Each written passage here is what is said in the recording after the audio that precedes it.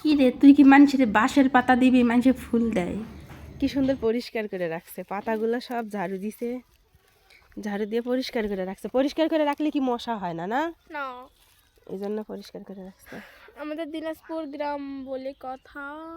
সত্যিই সুন্দর আমাদের এলাকা, বলে বলতেছি না, আসলেই সুন্দর। রাস্তাঘাট মাশাল্লাহ সব দিক দিয়ে সুন্দর। আপনারা যদি আসেন কখনো দিনাজপুর, তাহলে দেখবেন দিনাজপুরে কি নেই। সুন্দর সুন্দর পার্ক থেকে শুরু করে বিমানবন্দর, বড় রেল স্টেশন, আলহামদুলিল্লাহ আমাদের এলাকায় সব কিছুই আছে। এখানে আবার আমাদের পাশে নীলফামারী জেলা, নীলফামারী জেলাতে পুরো ইপিজিট গ্রুপ মানে গার্মেন্টস ফ্যাক্টরি সব কিছুই আছে। আপনাদের কি এই ইউটিউব চ্যানেলেই আমি দেখাবো ইপিজিট গ্রুপ, আমাদের নীলফামারীতে যে গার্মেন্টস ফ্যাক্টরিগুলো আছে, অবশ্যই দেখবেন। এখন আপনারা বলবেন গার্মেন্টস ফ্যাক্টরি তো নীলফামারী জেলায়, কিন্তু ঠিক আছে নীলফামারী জেলায়, কিন্তু আমাদের এলাকা থেকে এখান থেকে বেশি দূর না, মাত্র 30 থেকে 20 টাকা ভাড়া এই গার্মেন্টস ফ্যাক্টরি যাওয়াতে। নীলফামারী জেলায় যে গার্মেন্টস ফ্যাক্টরিগুলো হয়েছে, সেই গার্মেন্টস ফ্যাক্টরির দ্বারাই কিন্তু আমাদের এলাকার মানুষ, তারপরে নীলফামারী এলাকার মানুষ, রংপুর থেকে পর্যন্ত মানুষ আসে। তো তারা কিন্তু ভালোই চলতে পারতেছে, যে শহরের মতো। এখন আর অনেকেই আছে যে ঢাকা থেকে চলে আসছে, যেরকম আমাদের এলাকায় কাজ করতেছে, চাকরি করতেছে।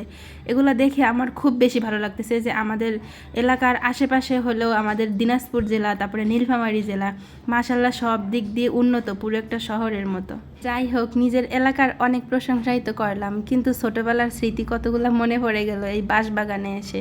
এই বাঁশবাগান আগে এত ঘন ঘন ছিল জঙ্গলে, এপাশ থেকে ওপার দেখা যেত না, কিন্তু এখন কেন জানি বাঁশবাগানটা পুরো ফাঁকা হয়ে গেছে। আর আমাদের এলাকার চাষিরা, বড়াম্মারা, তারাও দেখেন কি সুন্দর করে পরিষ্কার করে রাখছে, মানে পাতা বেশি পড়তেই দেয় না, কত সুন্দর করে রাখে।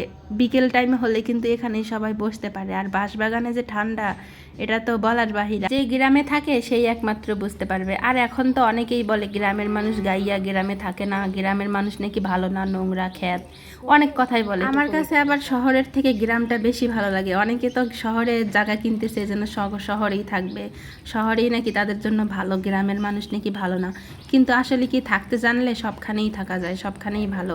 কিন্তু নিজের গ্রামের মতো যে সম্মানটা পাবো, যে দামটা পাবো, শহরে থাকলে কিন্তু আমরা ওই সম্মানটা, দামটা কখনোই পাবো না।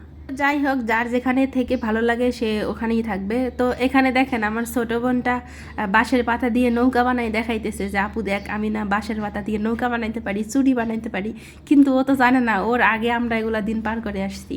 এগুলো বাঁশের পাতা আগে আমরা কত বানাইছি, বানায় আমাদের পুকুরের মধ্যে ছেড়ে দিছি, কত খেলা করছি।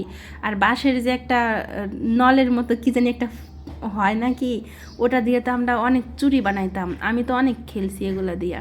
কিন্তু ও আমায় আবার নতুন করে দেখাইতেছে, ও ভাবতেছে আমি ঢাকা থেকে আসছি, আমি এগুলো হয়তো জানি না, কিন্তু ও তো জানে না, ওর আগে তো আমরা এগুলো দিয়ে খেলা করছি। যাই হোক, আপনাদের সাথে অনেক কথাই বললাম। আর অবশ্যই আমাদের এই ইউটিউব চ্যানেলটা সাবস্ক্রাইব করে রাখবেন, নতুন নতুন ভিডিও কিন্তু সামনে আসতেছে।